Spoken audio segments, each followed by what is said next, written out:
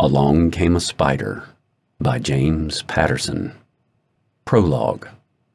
Let's play make-believe. New Jersey, near Princeton, March 1932. The Charles Lindbergh farmhouse glowed with bright, orangish lights. It looked like a fiery castle, especially in that gloomy, fir-wooded region of Jersey. Shreds of misty fog touched the boy as he moved closer and closer to his first moment of real glory. His first kill. It was pitch dark, and the grounds were soggy and muddy and thick with puddles. He had anticipated as much. He'd planned for everything, including the weather.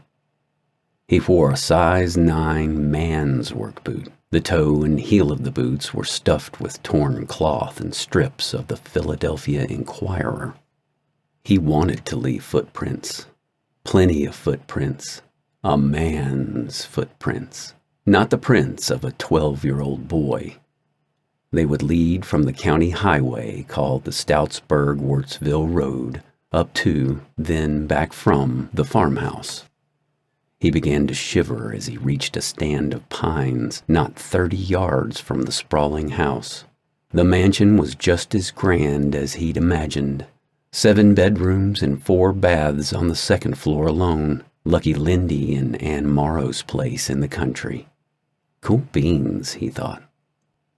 The boy inched closer and closer toward the dining room window. He was fascinated by this condition known as fame. He thought a lot about it, almost all the time. What was fame really like? How did it smell? How did it taste? What did fame look like close up? The most popular and glamorous man in the world was right there, sitting at the table. Charles Lindbergh was tall, elegant, and fabulously golden-haired, with a fair complexion. Lucky Lindy truly seemed above everyone else. So did his wife, Ann Morrow Lindbergh. Ann had short hair. It was curly and black, and it made her skin look chalky white. The light from the candles on the table appeared to be dancing around her. Both of them sat very straight in their chairs. Yes, they certainly looked superior, as if they were God's special gifts to the world. They kept their heads high, delicately eating their food. He strained to see what was on the table. It looked like lamb chops on their perfect china. "I'll be more famous than either of you pitiful stiffs," the boy finally whispered. He promised that to himself. Every detail had been thought through 1,000 times, at least that often. He very methodically went to work. The boy retrieved a wooden ladder left near the garage by working men. Holding the ladder tightly against his side, he moved toward a spot just beyond the library window. He climbed silently up to the nursery. His pulse was racing and his heart was pounding so loud he could hear it. Light, cast from a hallway lamp, illuminated the baby's room. He could see the crib and the snoozing little prince in it. Charles Jr., the most famous child on earth. On one side, to keep away drafts, was a colorful screen with illustrations of barnyard animals. He felt sly and cunning. "Here comes Mr. Fox," the boy whispered as he quietly slid open the window. Then he took another step up the ladder and was inside the nursery at last. Standing over the crib, he stared at the princeling. Curls of golden hair like his father's, but fat. Charles Jr. was gone to fat at only 20 months.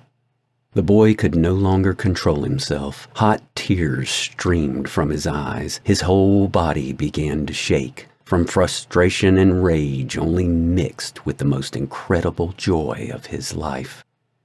"Well, Daddy's little man, it's our time now," he muttered to himself.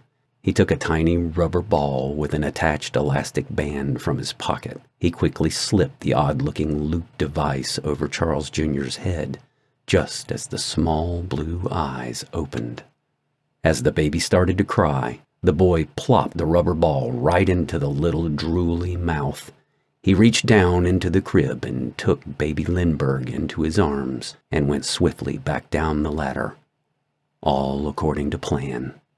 The boy ran back across the muddy fields with the precious struggling bundle in his arms and disappeared into the darkness. Less than 2 miles from the farmhouse, he buried the spoiled, rotten Lindbergh baby. Buried him alive. That was only the start of things to come. After all, he was only a boy himself. He, not Bruno Richard Hauptmann, was the Lindbergh baby kidnapper. He had done it all by himself. Cool beans.